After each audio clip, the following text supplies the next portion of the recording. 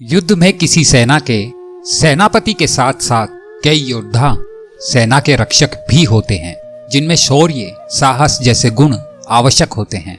कौरव और पांडवों के पक्षों में पितामह भीष्म और भीम रक्षक थे। श्रीमद् भगवद गीता सार, पहला अध्याय, अर्जुन विषाद योग, 10वां श्लोक, रक्षक।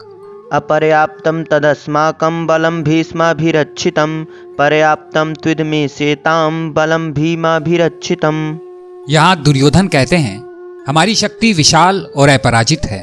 हम सब पितामह भीष्म द्वारा भली भांति संरक्षित हैं, जबकि पांडवों की सेना की रक्षा भीम के द्वारा की जा रही है और वो सीमित है। दुर्योधन के मन में डर होने के कारण वो अपनी सेना के विषय में सोचता है। हमारी सेना बड़ी होने पर भी पांडवों पर विजय प्राप्त करने में कहीं असमर्थ तो नहीं। पितामह भीष्म हमारी सेना के मुख्य सेनापति हैं। वे हमारे पक्ष में रहते हुए भी मन से पांडवों का ही भला चाहते हैं। ऐसे में हमारी सेना पांडवों के मुकाबले में कैसे समर्थ हो सकती है। कौरवों के सेनापति पितामह भीष्म हैं और भीम पांडवों की सेना का सेनापति नहीं है, परंतु दुर्योधन संरक्षक के तौर पर भीम का ही नाम लेते हैं। पांडव सेना का संरक्षक बलवान भीम है, जो बचपन से ही मेरे को हराता आया है। यह अकेला ही मेरे सहित 100 भाइयों को मारने की प्रतिज्ञा कर चुका है और हमारा नाश करने पर तुला हुआ है।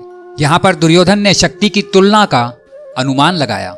वो सोचता है कि अनुभवी सेना नायक भीष्म पितामह के द्वारा सुरक्षित होने के कारण उसकी सेना की शक्ति अपराजित है। पांडवों की सेना संख्या में कम है और उनकी सुरक्षा एक कम अनुभवी भीम द्वारा की जा रही है, जो भीष्म की तुलना में कुछ भी नहीं है। दुर्योधन हमेशा भीम से ईर्ष्या करता था, क्योंकि वह जानता था कि यदि कभी उसकी मृत्यु हुई तो वो भी भीम के द्वारा ही होगी। किंतु साथ ही साथ उसे विश्वास था कि भीष्म की उपस्थिति में उसकी विजय निश्चित है। इससे दुर्योधन ने अपनी सेना का महत्व सिद्ध किया। हमारी सेना बहुत से महारथियों से परिपूर्ण है और परशुराम से युद्ध करने वाले भीष्म पितामह द्वारा सुरक्षित है। आप सब ऐसे महारथी हैं जो युद्ध में अकेले ही पांडव सेना को मार सकते हैं। फिर हम सब मिलकर युद्ध करेंगे तो हमारी विजय सुनिश्चित है। अर्जुन कौरव सेना को देखकर किसी के पास न जाकर हाथ में धनुष उठाते हैं, परंतु दुर्योधन पांडव सेना को देखकर द्रोणाचार्य के पास जाते हैं।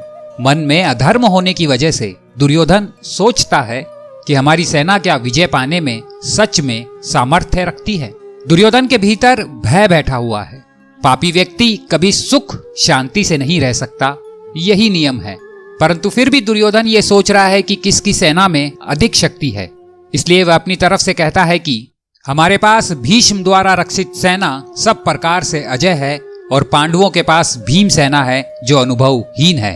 अब दुर्योधन पितामह भीष्म को खुश करने के लिए अपनी सेना के सभी महारथियों से कहता है। इसका वर्णन आगे के श्लोक में है। दुर्योधन अपनी सेना को क्या आदेश देता है।